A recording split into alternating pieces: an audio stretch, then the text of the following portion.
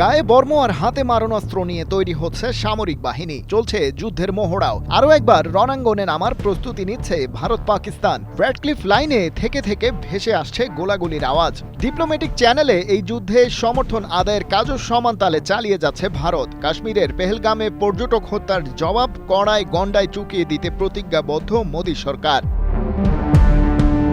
কিন্তু ২৬ পর্যটককে যখন হত্যা করা হয়, সেদিনই ভারতের আরেক প্রান্ত দিল্লিতে ঘটে অন্য ঘটনা। এক অজ্ঞাত ইমেল বার্তায় হত্যার হুমকি আসে ভারত ক্রিকেট দলের হেড কোচ গৌতম গম্ভীরের কাছে। যাতে ক্রিকেটার হলেও গম্ভীর বিজেপির রাজনীতির সাথে জড়িত।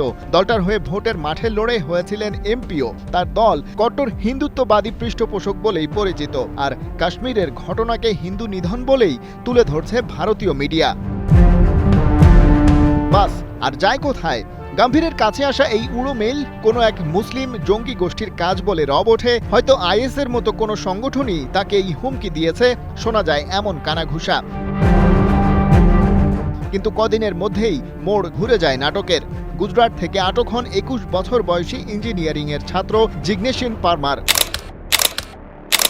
পুলিশ জানায়, মেইল পাঠানোর স্থান ও সময় দুটোই ছিল সন্দেহজনক, যদিও তার পরিবার এখন বলছে ভিন্ন কথা। সেন্ট্রালের ডেপুটি পুলিশ কমিশনার হর্ষবর্ধনের কোট করে নিউজ ১৮ জানাচ্ছে, ইন্টারোগেশন শুরুর পর তার পরিবার দাবি করছে মানসিকভাবে সে সুস্থ না। তবে এই ব্যাপারে আরও তদন্ত হচ্ছে। গম্ভীরের নিরাপত্তার বিষয়টিও দেখা হচ্ছে গুরুত্বের সাথে। কিভাবে সেটা ম্যানেজ হচ্ছে তা রাখা হয়েছে অপ্রকাশিত।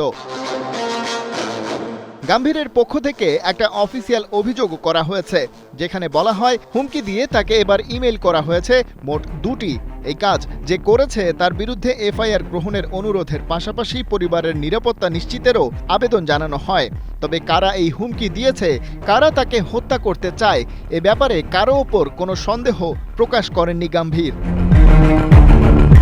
হত্যার হুমকি অবশ্য ভারতের এই সাবেক ওপেনারের ক্ষেত্রে এবারই প্রথম না। এর আগে ২০২২ সালেও হয়েছিল এমনটা। তখনও এই বিজেপি নেতার নিরাপত্তা জোরদার করা হয়। তবে এবারে কাশ্মীর হত্যাকাণ্ডের রেশে এই উড়ো ইমেইলে হুমকি জন্ম দিয়েছে বাড়তি আলোচনার। খালিদ জামিল, ৭১।